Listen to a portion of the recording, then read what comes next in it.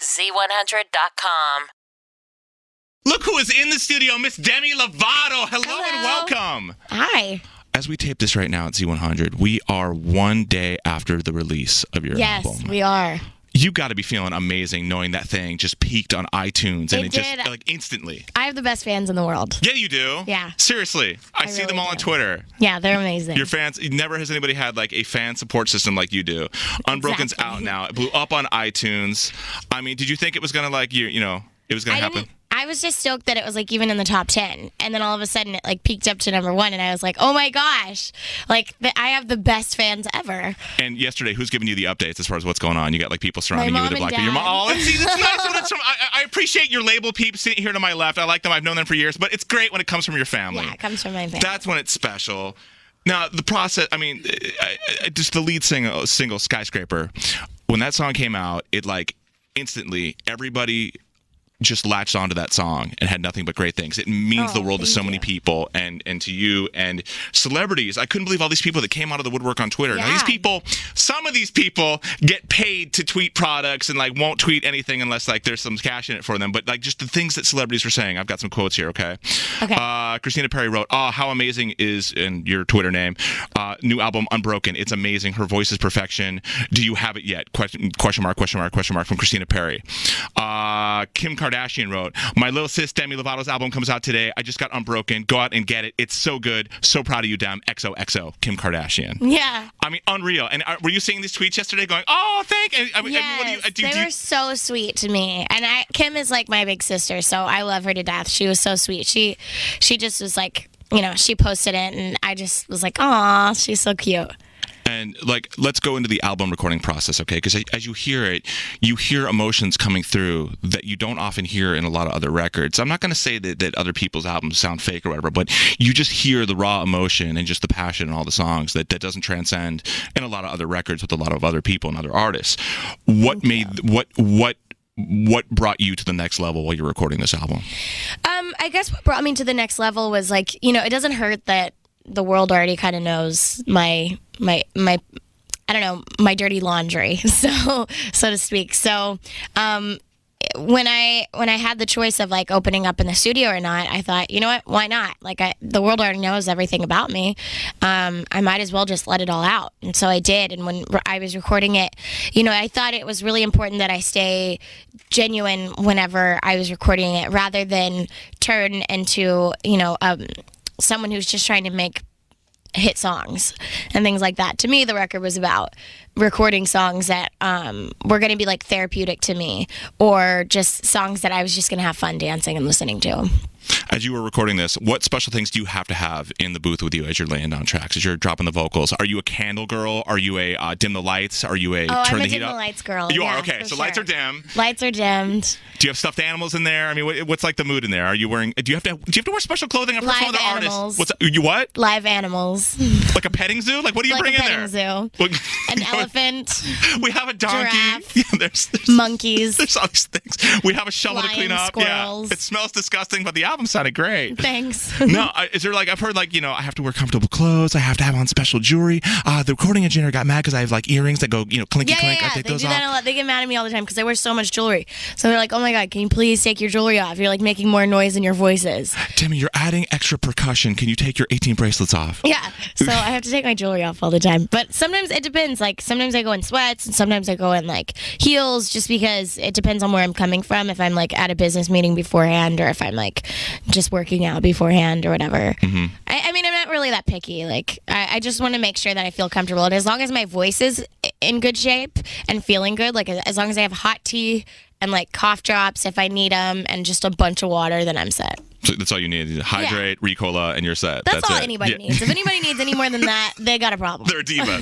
You're asking for too much. Yeah. A college student before a final will often wake up at 3 in the morning in a cold sweat and go, oh my God, tomorrow's the final.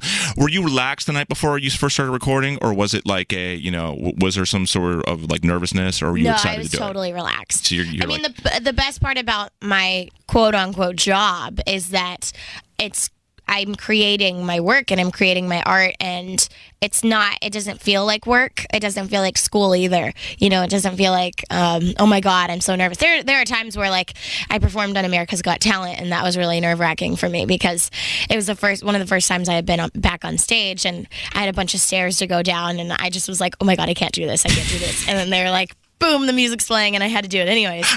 So I have my moments, but not before recording. Isn't it sad that women's footwear is so complex? Like the only people who notice women's footwear are mainly other women, and women judge other women often by their shoes. That's like the first thing they see. This is women what my female dress friends for tell me. other women. Yeah, women don't. I like very rarely dress for other guys. Like I dress because I'm like, oh, I want to look really, really cute, and if I see someone that looks cuter than me, I'm mad. I'm like, I have to have the best shoes in the room. Do you look for shiny or for colors? What do you look for in shoes? What's the first thing when you look for footwear? It has to match the outfit. Like today, my shoes aren't really like shiny or colorful. But it's like the height. They're like, I don't know. So the very last thing on the shoe shopping list for Demi Lovato would be comfort. I don't care how they feel. They got to look good. No, you know what? My favorite shoe designer, his name is Jeffrey Campbell, and he has the most comfortable shoes. So they look good and they feel good. They look good and they feel good. So I don't even have to worry about it. So comfort comes with it. Yeah, because seriously, when you have like 2 blisters on your foot and they're talking to each other. I have a blister on my foot. I performed on stage the other night and I rubbed the skin off of my heel. I know, it was so, it's painful. But I know certain fans who tweet me who would die to have your skin from your foot. They would actually pay for your foot skin. They would, they would love. That's when I go. Yeah, exactly. They would actually put it in their tea. I have part of Demi Lovato in my tea. That's so gross. I will. I don't want my tea anymore. When fans tweet you, just kidding, I'm not drinking tea. No, when fans tweet, I know you're drinking coffee, which I made for you lovingly. Milkyway coffee. Yes. So I'm a barista at Z100. I make coffee. It's what I do. Love you. Thank you.